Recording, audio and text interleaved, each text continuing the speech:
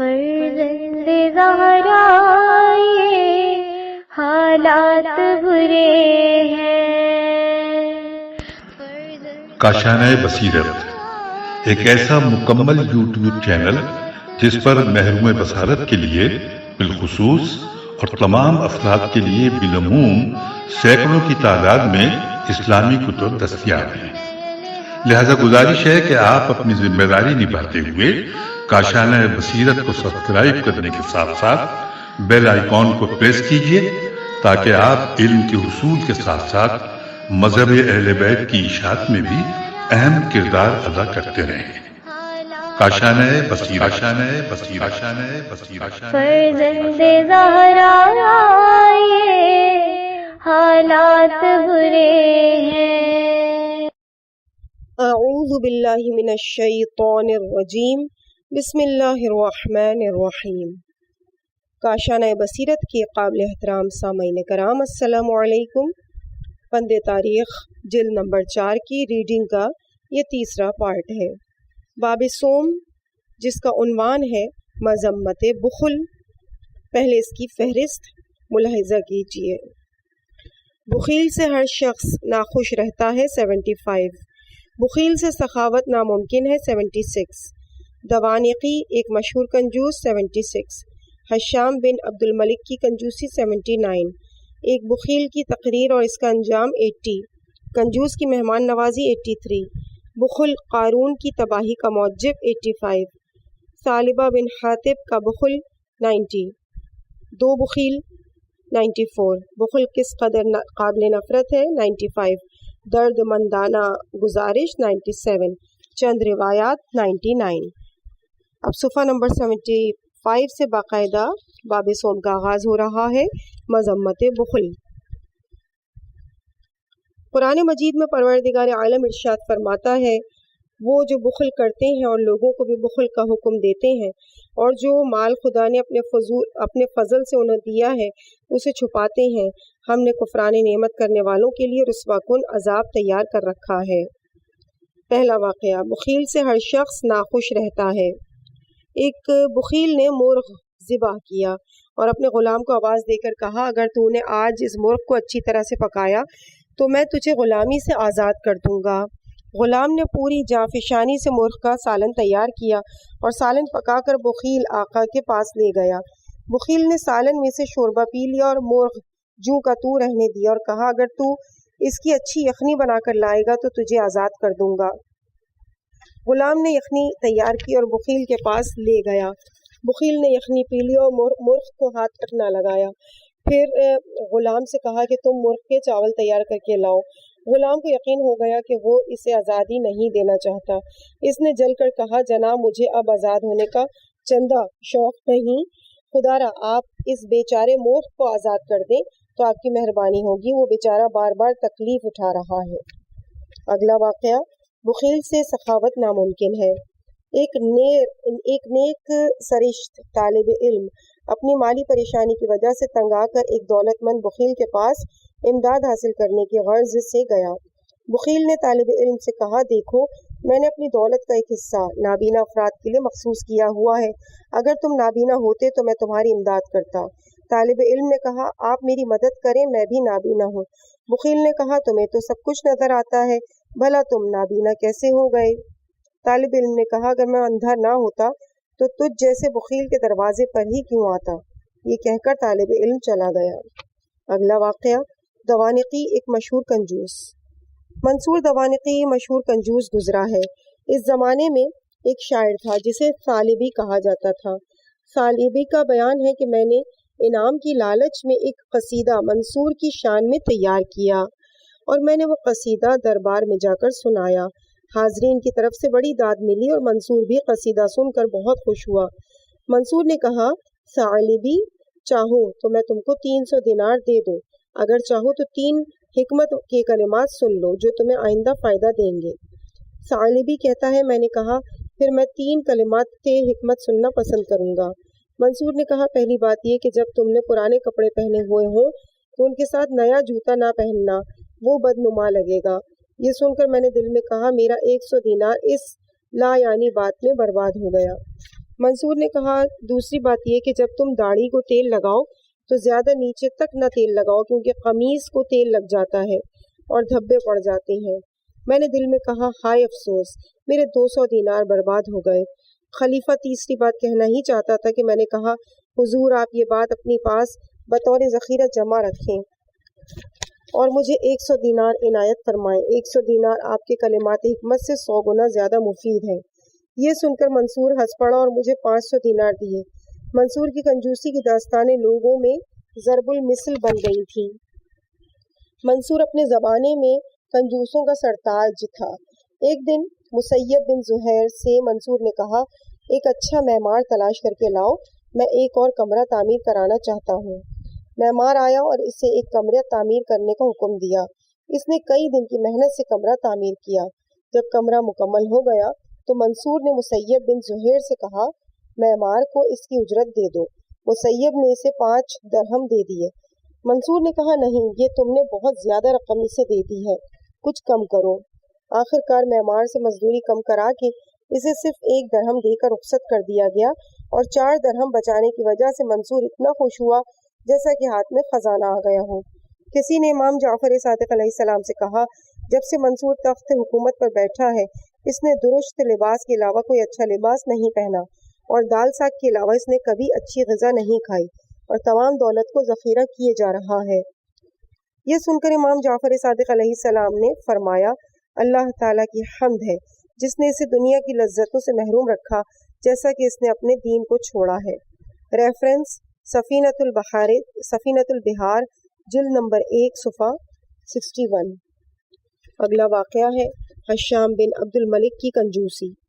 حشام بن عبد الملک اموی بھی اپنے زمانے کا مشہور کنجوس تھا۔ اسے کبوتر رکھنے کا بے حد شوق تھا۔ ایک مرتبہ ایک شخص نے اسے 2 خوبصورت کبوتر بطور ہدیہ لا کر دیے۔ حشام نے کبوتروں کو دیکھا تو اسے بہت پسند آئے۔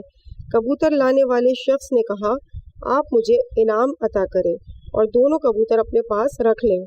حشام نے کہا تو کیا کبوتروں پر بھی انعام دیا جاتا ہے؟ اس شخص نے کہا جی ہاں، کبوتروں پر بھی انعام دیا جاتا ہے۔ حشام نے کہا تو ایسا کرو، انعام کی بات چھوڑو، البتہ ان میں سے ایک کبوتر تم واپس لے لو۔ اس شخص نے 2 میں سے خوبصورت کبوتر اپنے پاس رکھ لیا۔ حشام نے کہا تو اچھا کبوتر تو اپنے پاس رکھ لیا اور بیکار کبوتر میرے پاس رہنے دیا۔ اچھا اب ایسا کرو، یہ کبوتر مجھے واپس کر دو، میں تجھے انعام دوں گا۔ اس شخص نے کبوتر واپس کیا تو حشام نے 3 درہم کا اسے انعام دیا۔ حشام کا ایک باغ تھا جس میں مختلف اقسام کے ثمردار درخت لگے ہوئے تھے۔ ایک دن حشام نے معجبین سمیت باغ کی سیر کرنے کے لیے ارادہ کیا تو پھل پکے ہوئے تھے۔ درباریوں نے پھل توڑ کر کھانے شروع کر دیے اور آپس میں کہنے لگے اللہ خلیفہ کو آباد رکھے اور اللہ اس کے باغ میں برکت عطا کرے۔ حشام یہ منظر دیکھ کر پہلے ہی پیچ و تاب کھا رہا تھا، آخر کار پھٹ پڑا اور کہا جس طرح سے تم باغ کو اجاڑنا شروع کیا ہے تم نے، اس طرح سے تو اللہ برکت نہیں دے گا۔ پھر اس نے باغبان کو بلا کر حکم دیا کہ تمام درخت کاٹ دیے جائیں اور ان کی جگہ زیتون کے پودے لگا دیے جائیں تاکہ انہیں کوئی توڑ کر نہ کھا سکے۔ اگلا واقعہ ہے ایک بخیل کی تقریر اور اس کا انجام۔ دیبل خزائی ایک مشہور شاعر تھے۔ وہ بیان کرتے ہیں کہ ایک دفعہ شعراء اور ادبا سعید ابن ہارون کے ہاں اس کی دعوت پر جمع ہوئے۔ صبح سے ظہر تک ہم وہاں بیٹھے رہے۔ ایک بندہ خدا نے ہمیں ایک لقمہ تک کھانے کو نہ دیا۔ بھوک کی وجہ سے ہماری آنکھوں کے سامنے اندھیرا چھانے لگا۔ اسی اثنا میں اس نے اپنے بوڑھے غلام کو آواز دے کے کہا اگر کچھ کھانے کا انتظام ہے تو لاؤ۔ غلام یہ سن کر گھر کے اندر چلا گیا۔ ظہر ڈھل گئی مگر غلام واپس نہ آیا۔ اس وقت ہماری نگاہوں کے سامنے دنیا تاریک ہو گئی۔ پھر کافی دیر کے بعد وہ غلام ایک دسترخوان لے کر آیا جو کہ بے حد میلا کچیلا تھا۔ اس نے وہ بچھایا اور اس پر 2 خشک روٹیاں لا کر رکھ دیں جن کا چبانا پتھر کے چبانے کے مترادف تھا۔ پھر وہ ایک لب شکستہ پیالہ لے کر آیا جس میں گرم گرم شوربہ تھا اور درمیان میں ایک مرغ پکایا گیا تھا۔ جب صاحب خانہ نے مرغ دیکھا تو چیخ کر کہا نمک حرام، مرغ لائے ہو مگر اس کا سر کہاں ہے؟ غلام نے کہا میں نے ذبح کر کے اسے پھینک دیا تھا۔ غلام نے کہا آقا نے کہا مگر بدتمیز تجھے یہ معلوم نہیں کہ مجھے ان لوگوں پر سخت غصہ آتا ہے جو مرغ کے سر کو پھینک دیں۔ مجھے تو وہ لوگ بھی اچھے نہیں لگتے جو مرغ کی ٹانگیں پھینکیں۔ تو بھلا سر پھینکنے والوں کو میں کیسے معاف کر سکتا ہوں؟ کیا تو نہیں جانتا کہ سر کی چند خصوصیات ہیں؟ اول، اس میں مرغ کا منہ ہوتا ہے جس سے آواز نکلتی ہے، اور مرغ کی آواز سن کر بندگان خدا نماز کی تیاری کرتے ہیں۔ سوئے ہوئے افراد اسی سے بیدار ہوتے ہیں، اور اسی کی برکت سے شب زندہ دار افراد نماز تہجد کی سعادت حاصل کرتے ہیں۔ نمبر 2، اس کے سر پر تاج ہوتا ہے، اور یہ تاج بادشاہوں کے تاج سے مشابہت رکھتا ہے، اور یہ تاج اسے دوسرے پرندوں میں ممتاز رکھتا ہے۔ سوم، اس کی سر میں 2 آنکھیں ہوتی ہیں، اور ان آنکھوں سے مرغ خدا کے فرشتوں کا دیدار کرتا ہے، اور یار لوگ سرخ رنگ کی شراب کی تشبیہ اس کی آنکھوں سے دیا کرتے ہیں۔ چہارم، اس کے سر میں مغز ہوتا ہے، اور مرغ کا مغز تو سبحان اللہ بڑے کام کی چیز ہے۔ مرغ کا مغز گردوں کے لیے حکم اکثیر رکھتا ہے۔ علاوہ ازیں اس کے سر کی ہڈی کی تو مثال ہی نہیں ملتی۔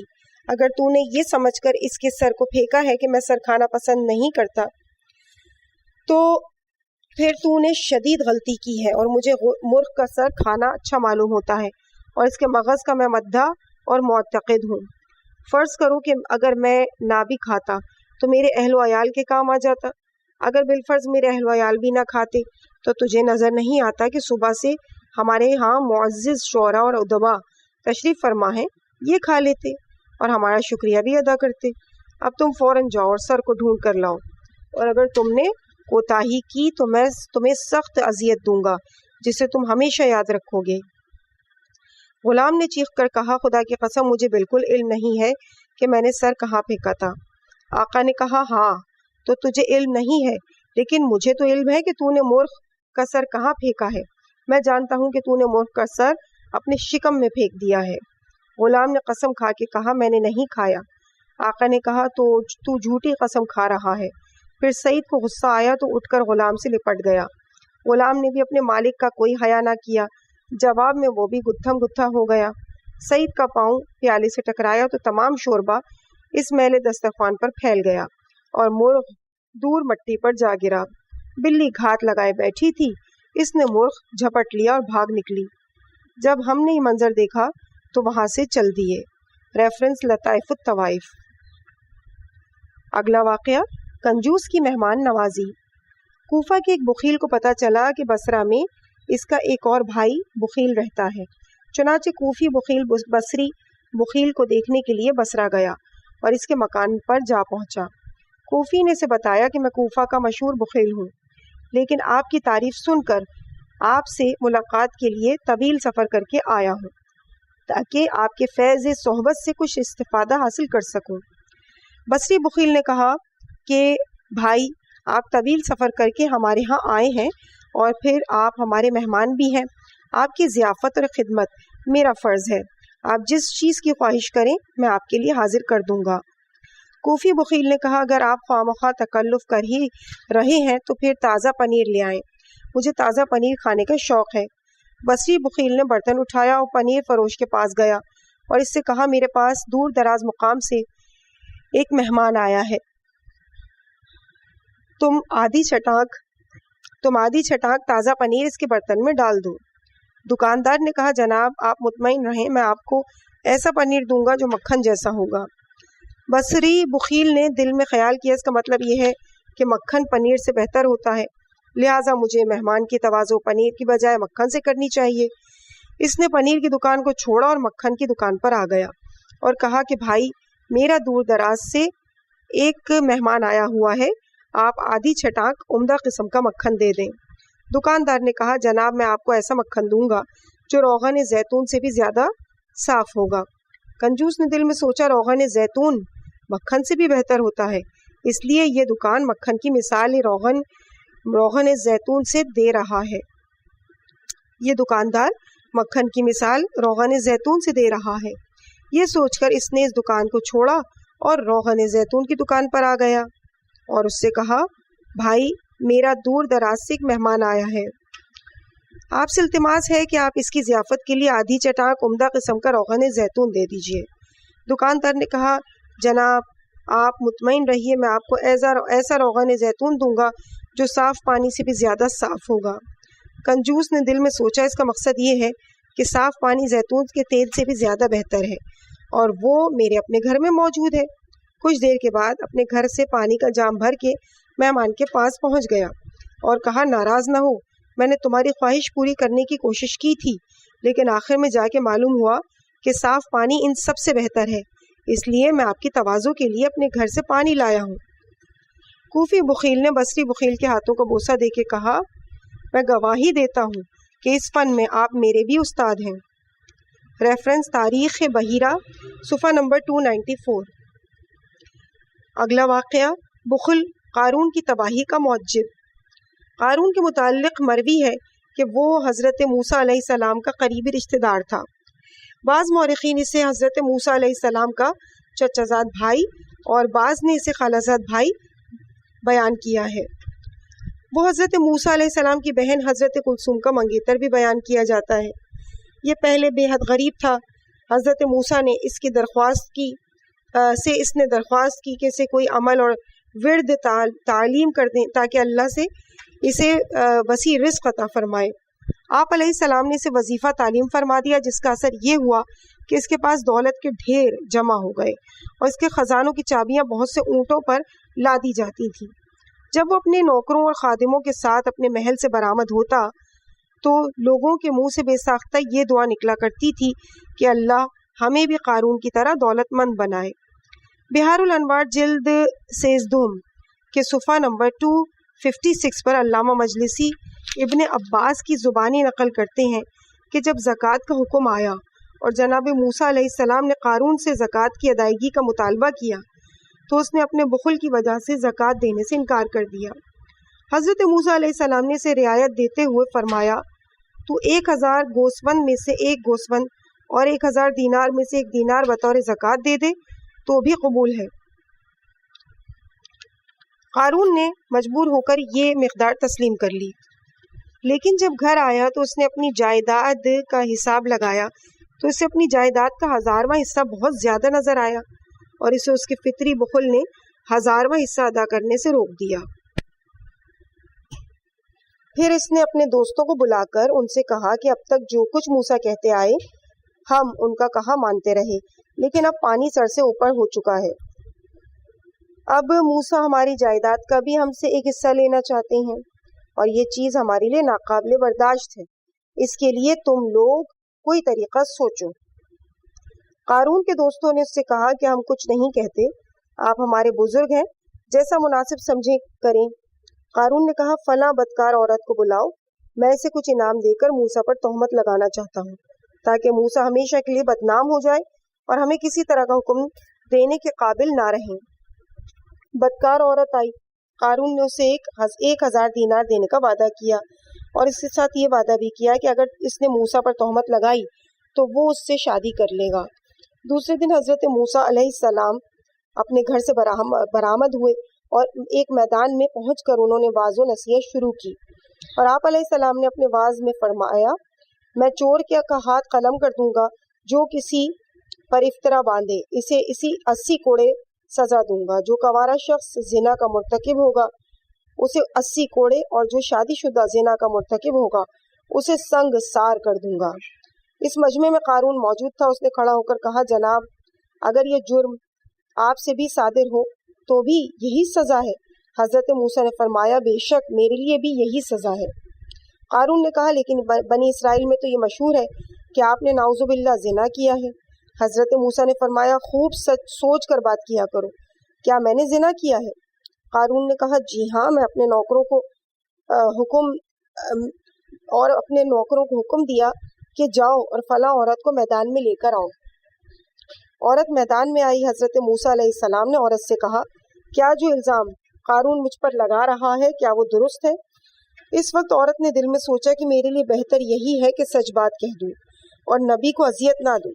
یہ سوچ کر اس عورت نے کہا قارون جھوٹا ہے، اس نے مجھے 1000 دینار کی لالچ دی تھی تاکہ میں آپ پر تہمت لگاؤں۔ عورت کا بیان سن کر قارون بے حد شرمندہ ہوا اور شرمندگی سے سر جھکا لیا۔ حضرت موسیٰ علیہ السلام نے عزت نفس سلامت رہنے پر اللہ کا شکر ادا کیا اور 2 رکعت نماز شکرانہ پڑھی، اور نماز پڑھنے کے بعد انہوں نے رو رو کر بارگاہ احدیت میں عرض کی، خدایا تیرا دشمن مجھے رسوا کرنا چاہتا ہے، آج مجھے اس پر غلبہ عطا فرما۔ اللہ تعالیٰ کی طرف سے وحی ہوئی کہ ہم نے زمین کو تمہارا مطیع بنا دیا ہے، تم زمین کو جو بھی حکم دو گے زمین اس کی تعمیل کرے گی۔ پھر حضرت موسیٰ علیہ السلام نے بنی اسرائیل کی طرف رخ کیا اور فرمایا، جس طرح سے اللہ نے مجھے فرعون اور آل فرعون پر غلبہ دیا تھا، اسی طرح سے اس نے مجھے قارون اور اس کے ساتھیوں پر بھی غلبہ عنایت کیا ہے۔ پھر آپ علیہ السلام نے فرمایا، جو قارون کے ساتھ رہنا چاہتا ہے وہ اس کے ساتھ کھڑا ہو جائے، باقی لوگ اس سے دور ہو جائیں۔ یہ اعلان سننے کے بعد صرف 2 اشخاص قارون کے ساتھ کھڑے ہوئے، باقی لوگ قارون سے جدا ہو گئے۔ حضرت موسیٰ نے زمین کو حکم دیا کہ قارون اور اس کے ساتھیوں کو نگل لے۔ زمین نے پہلے پہل اسے پنڈلی تک نگلا، پھر زانو تک نگلا۔ قارون نے چیخ کر کہا، موسیٰ میں سمجھ گیا، تو مجھے زمین میں داخل کر کے میرے خزانے پر قبضہ کرنا چاہتا ہے۔ حضرت موسیٰ علیہ السلام نے دعا کی، خدایا اس کے تمام خزانے اس کے سر پر رکھ دے اور پھر اسے داخل زمین کر دے۔ فرشتوں نے اس کے خزانوں کے بھرے ہوئے کمرے اس کے سر پر رکھ دیے۔ حضرت موسیٰ نے زمین کو حکم دیا، اسے نگل لے۔ اب کی بار زمین نے اسے کمر تک نگل لیا۔ حضرت موسیٰ نے زمین کو پھر حکم دیا، اسے نگل لے۔ زمین نے اسے گردن تک نگل لیا۔ قارون حضرت موسیٰ کو واسطے دیتا رہا کہ مجھ پر رحم کرو، لیکن موسیٰ جلال میں تھے۔ پھر آپ نے زمین کو حکم دیا کہ اب اسے پوری طرح سے نگل لے۔ زمین نے قارون کو اپنے ساتھیوں سمیت نگل لیا۔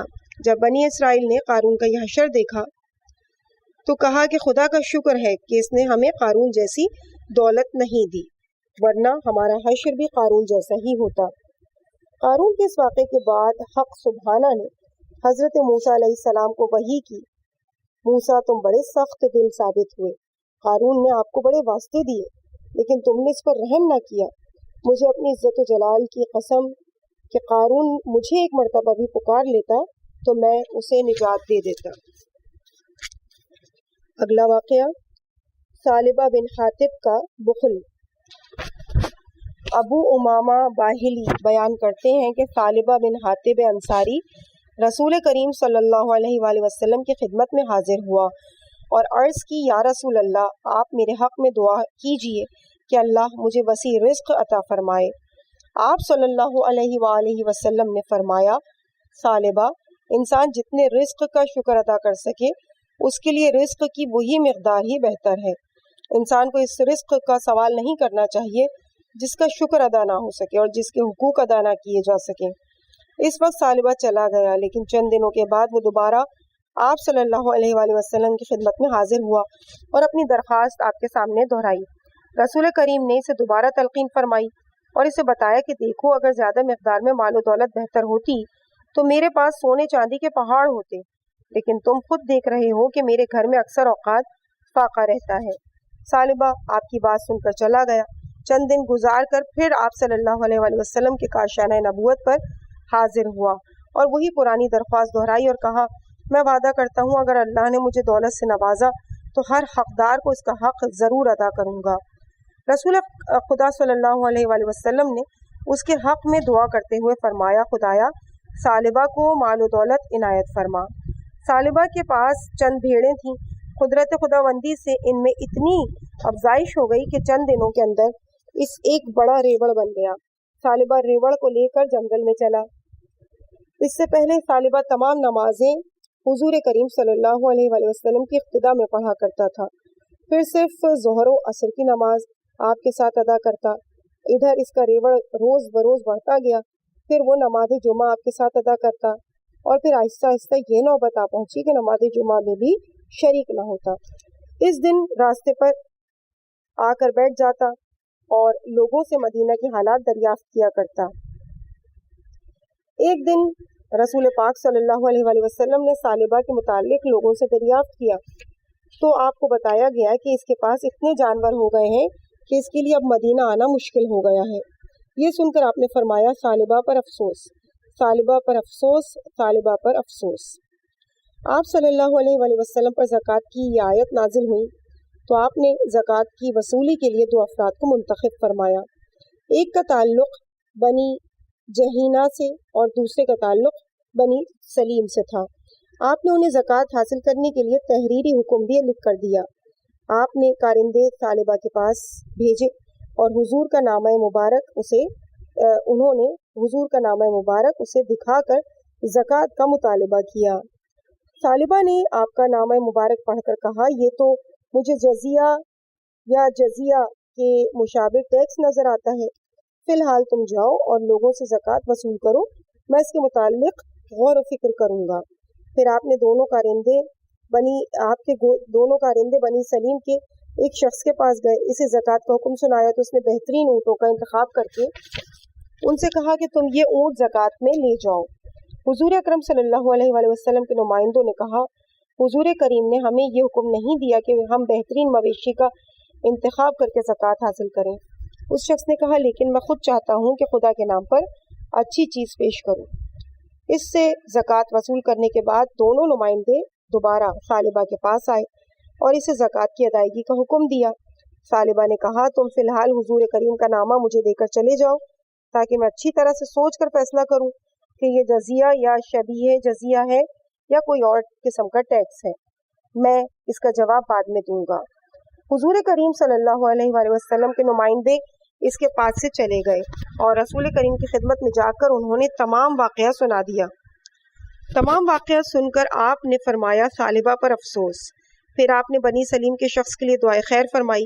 اللہ نے طالبہ کی مذمت میں یہ آیت نازل فرمائی۔ سورہ توبہ کی آیت نمبر 75 سے 77 تک۔ منافقین میں کچھ ایسے افراد بھی ہیں جنہوں نے اللہ سے یہ عہد کیا تھا کہ اگر اللہ انہیں اپنے فضل و کرم سے رزق عطا کرے تو ہم صدقہ دیں گے اور ہم نیک لوگوں میں سے ہو جائیں گے۔ جب اللہ نے اپنے فضل کرتے ہوئے انہیں رزق عطا کر دیا تو انہوں نے اس کے متعلق بخل کیا اور اعراض کرنے لگے اور انہوں نے پشت پھیر لی۔ اسی لیے اس وعدہ خلافی اور جھوٹ بولنے کی وجہ سے اللہ نے ان کے دلوں میں روز قیامت تک نفاق رکھ دیا۔ جب رحمت للعالمین صلی اللہ علیہ وآلہ وسلم نے یہ آیت پڑھ کر سنائی تو اس وقت مسجد میں طالبہ کا ایک رشتہ دار بھی موجود تھا۔ وہ آیات سن کر طالبہ کے پاس گیا اور اسے نزول آیات سے باخبر کیا۔ اس کے بعد طالبہ حضور کریم کی خدمت میں حاضر ہوا اور عرض کی، میں زکوٰۃ دینے پر آمادہ ہوں، آپ میری زکوٰۃ قبول فرمائیے۔ رسول کریم نے فرمایا، اللہ نے مجھے تیری زکوٰۃ لینے سے روک دیا ہے، اس لیے میں تجھ سے زکوٰۃ نہیں لوں گا۔ طالبہ نے اپنے سر اور داڑھی پر خاک ڈالی اور رسول کریم سے فرمایا، رسول کریم نے فرمایا، تیرے اپنے عمل کا بدلہ ہے۔ پھر طالبہ دوبارہ اپنے ریوڑ کے پاس چلا گیا۔ رسول کریم نے طالبہ کی زکوٰۃ قبول نہ فرمائی۔ حضور کی وفات کے بعد طالبہ حضرت ابو بکر کے پاس گیا، زکوٰۃ ادا کرنے کی خواہش کا اظہار کیا، لیکن حضرت ابو بکر نے اس کی زکوٰۃ لینے سے انکار کر دیا۔ پھر طالبہ حضرت عمر کے پاس بھی زکوٰۃ لینے کے لیے گیا، لیکن انہوں نے بھی طالبہ کی زکوٰۃ قبول نہ کی۔ پھر طالبہ حضرت عثمان کے دور خلافت میں بھی زکوٰۃ لے کر گیا، لیکن انہوں نے بھی زکوٰۃ کو قبول نہ کیا۔ حضرت عثمان کے دور حکومت میں طالبہ کی وفات ہوئی۔ بیان کیا جاتا ہے کہ طالبہ جنگ بدر میں بھی شریک ہوا تھا۔ ریفرنس ازد الغابہ جلد نمبر 1 صفحہ نمبر 237۔ اگلی ہیڈنگ ہے دو بخیل۔ تاریخ بحیرہ کے صفحے نمبر 272 پر مرقوم ہے کہ مؤلف لکھتے ہیں، ہمارے زمانے میں ایک بخیل گزرا ہے۔ اس کا مشہور مقولہ تھا کہ کچھ لوگ دولت سے اس لیے پیار کرتے ہیں کہ اس کے ذریعے سے اچھے کھانے کو ملے، بعض لوگ دولت سے اس لیے محبت کرتے ہیں کہ اس سے عمدہ لباس خرید سکیں، بعض لوگ دوست سے اس لیے الفت پیدا کرتے ہیں کہ وہ اس کے ذریعے سے مقام ریاست و حکومت تک پہنچنا چاہتے ہیں۔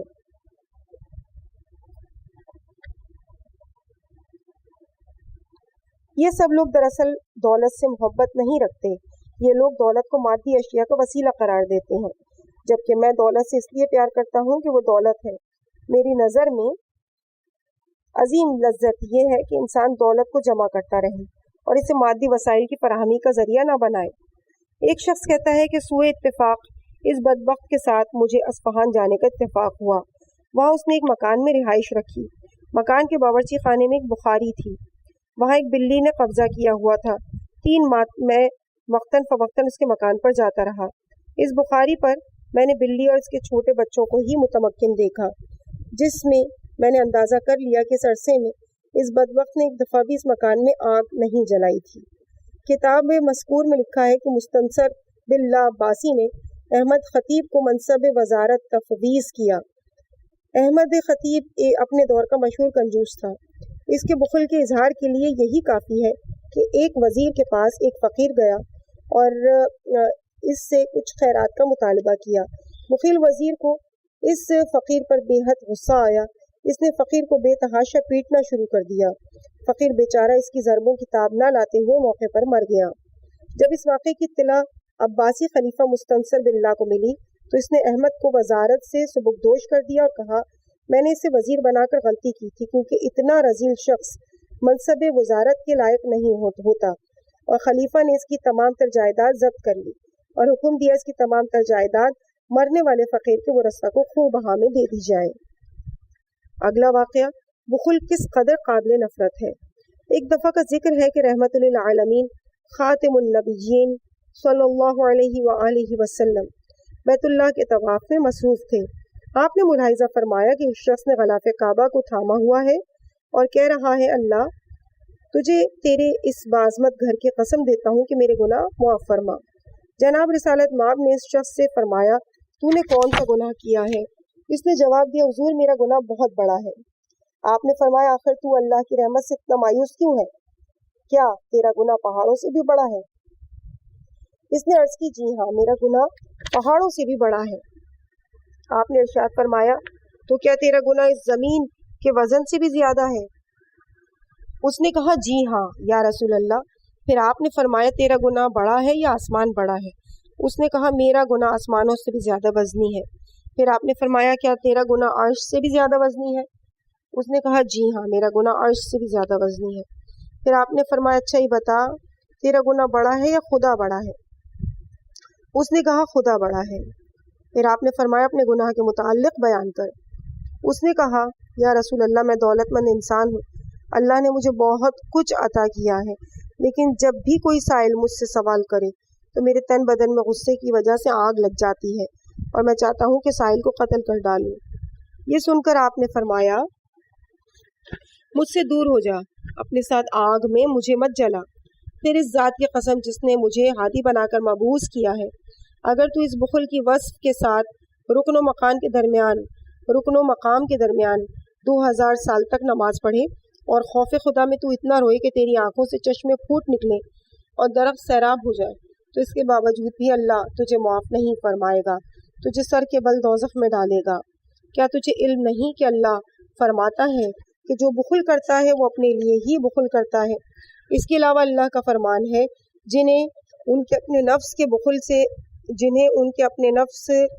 بخل سے محفوظ کر دیا جائے تو وہی لوگ کامیاب ہونے والے ہیں۔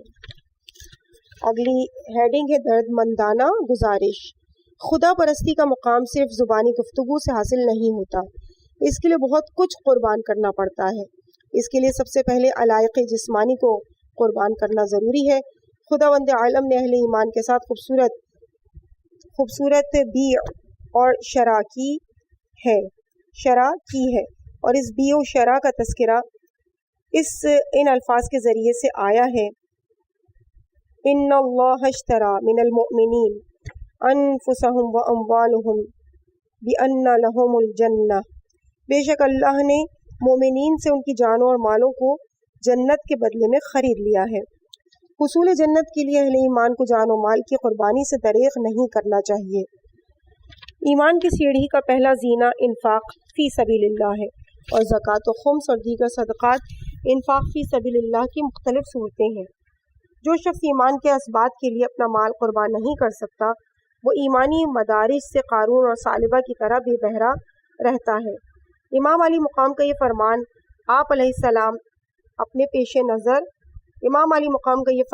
آپ اپنے پیش نظر رکھیے۔ جو شخص ایک قیرات زکوٰۃ روک لے وہ نہ تو مومن ہے اور نہ ہی مسلم ہے۔ ہادیان دین میں سے ایک ہادی کا یہ فرمان بھی ہمیشہ ذہن نشین رہنا چاہیے کہ یعنی انسان کو زکوٰۃ ادا کرنے سے لائق تعریف نہیں بن جاتا۔ زکوٰۃ تو ایسی چیز ہے جس سے انسان کی جان کی حفاظت کی جاتی ہے، یہ تو ایک واضح سا فریضہ ہے، اور زکوٰۃ کی ادائیگی سے ہی کوئی شخص مسلم کہلاتا ہے۔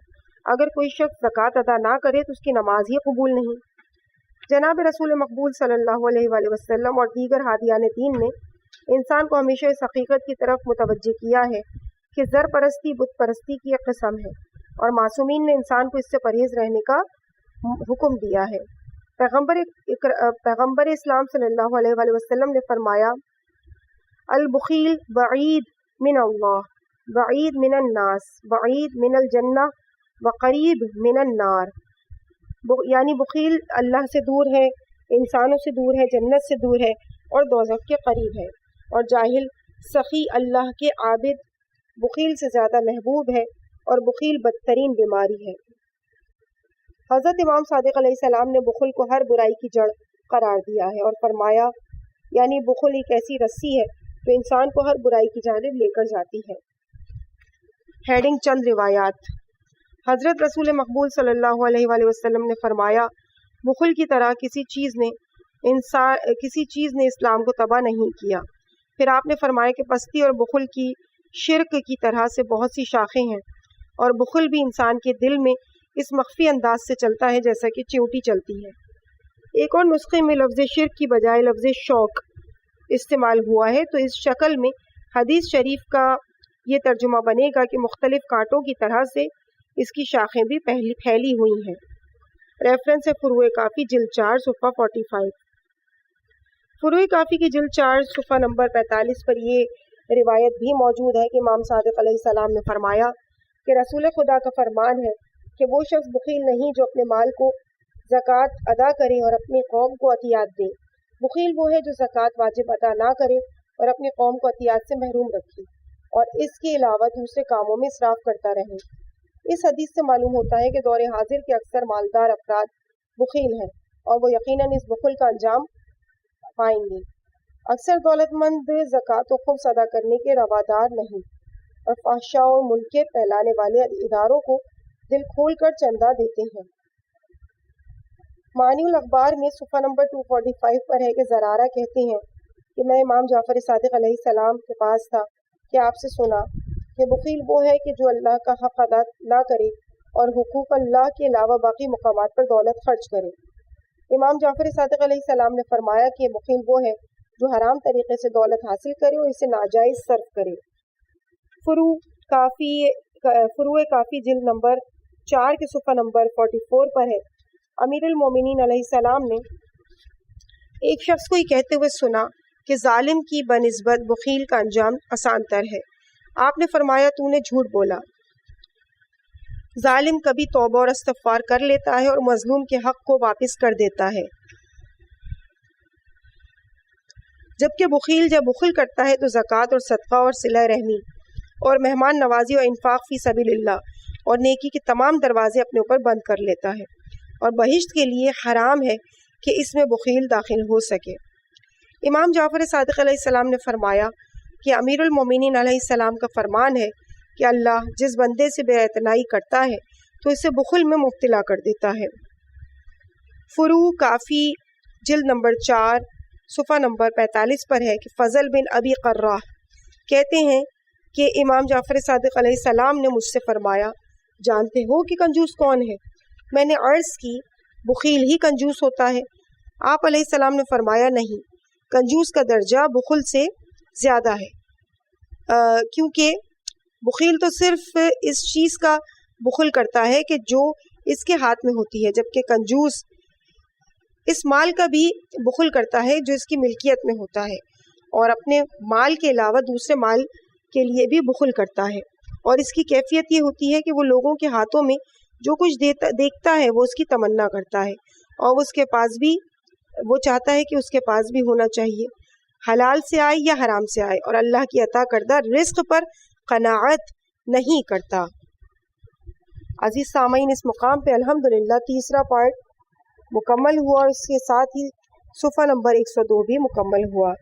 انشاءاللہ اس سے آگے کی ریڈنگ یعنی باب چہارم آپ کے سامنے اگلی پارٹ میں پیش کیا جائے گا۔ مجھے اپنی دعاؤں میں یاد رکھیے گا۔ والسلام علیکم ورحمۃ اللہ وبرکاتہ۔